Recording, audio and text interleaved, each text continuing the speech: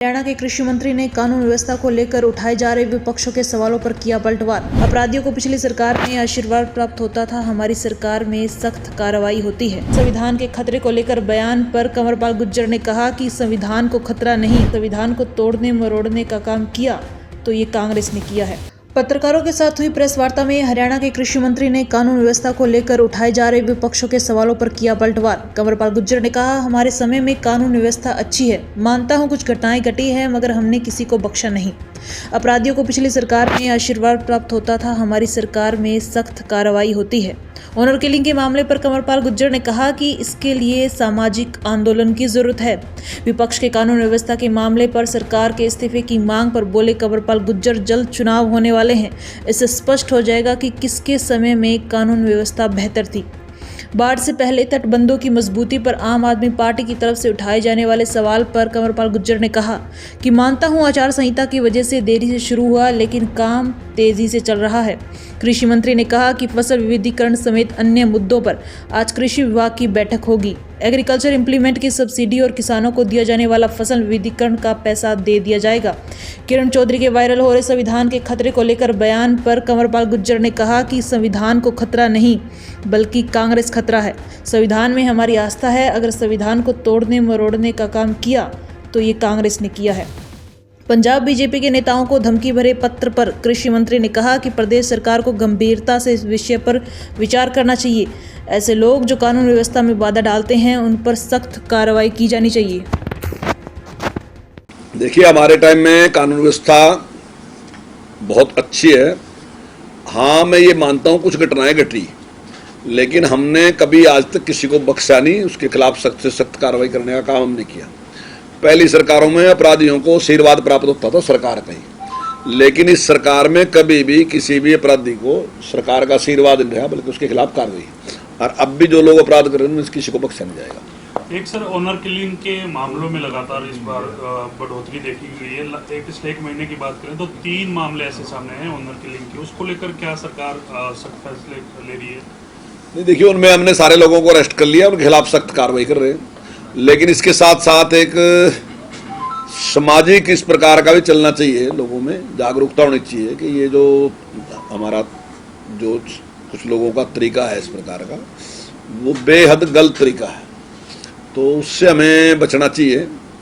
इसके लिए एक सामाजिक आंदोलन की भी जरूरत है और साथ साथ जो सरकार की है उसकी, दोनों का अगर प्रयास रहेगा तो मैं समझता हूँ इसमें कमी आएगी या समाप्त होगा। कानून व्यवस्था के मुद्दे पर विपक्ष हमलावर है, वो कह रहे हैं कि सरकार से संभल नहीं रहा है, इस्तीफा दे देना चाहिए, फिर से चुनाव में जाना चाहिए क्योंकि हालात बहुत खराब है। नहीं, बहुत देर नहीं है, चुनाव होने ही वाले हैं और जल्दी चुनाव होने वाले हैं और निश्चित तौर से जनता इस बात का फैसला कर देगी कि कानून व्यवस्था किसके टाइम में अच्छी थी। इनके टाइम में जिन लोगों ने गरीब लोगों के घर जलाए या लोगों को उजाड़ा, इन लोगों ने उनको भी संरक्षण दिया, लेकिन हमारी सरकार ने कभी भी किसी अपराधी को आज तक कोई संरक्षण नहीं दिया।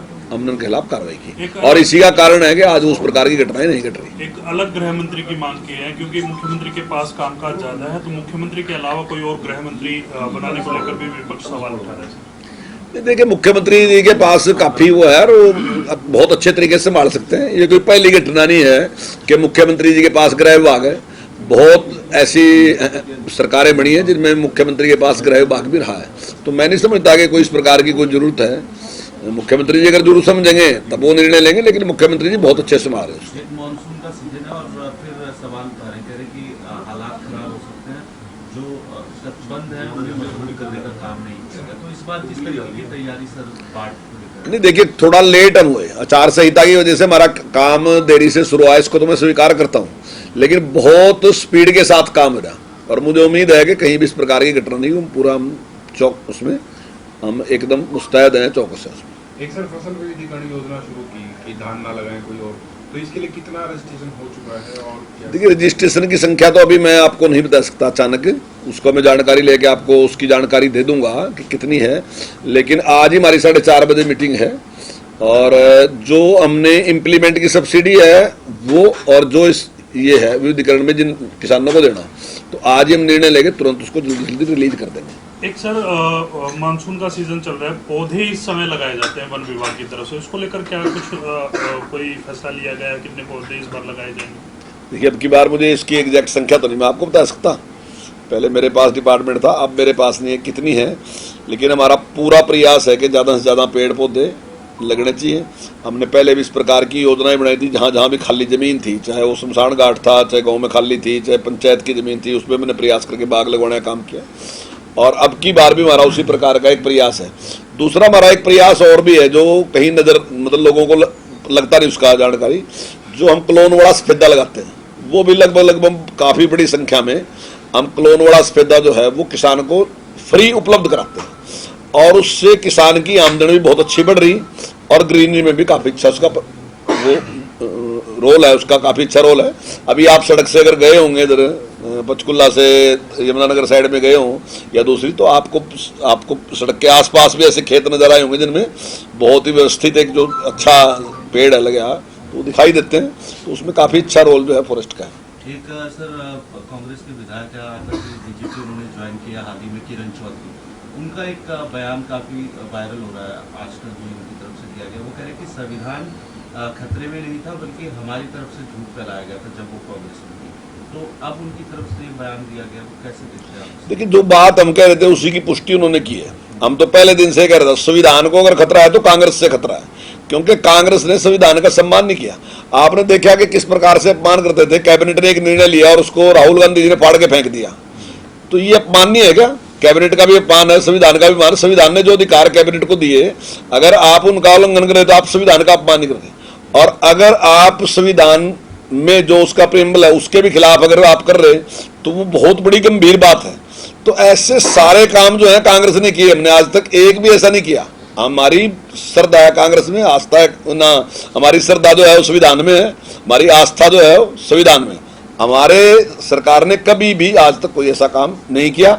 अगर संविधान को तोड़ने मरोड़ने काम किया तो कांग्रेस ने किया। एक राहुल गांधी इन दिनों सर मणिपुर दौरे पर हैं, वो लगातार ये क्या आरोप लगा रहे हैं कि मणिपुर की स्थिति में कोई बदलाव नहीं है, 10 की 10 स्थिति बनी हुई है, अभी भी मणिपुर चल रहा है। देखिए, मणिपुर में अभी चुनाव है, और उस चुनाव में जो जन समर्थन है वो आपके सामने है, तो उन्होंने विश्वास व्यक्त जो किया वो भारतीय जनता पार्टी के प्रति उन्होंने विश्वास व्यक्त किया, तो हम ठीक से वहाँ काम कर रहे होंगे तभी उन्होंने विश्वास व्यक्त किया।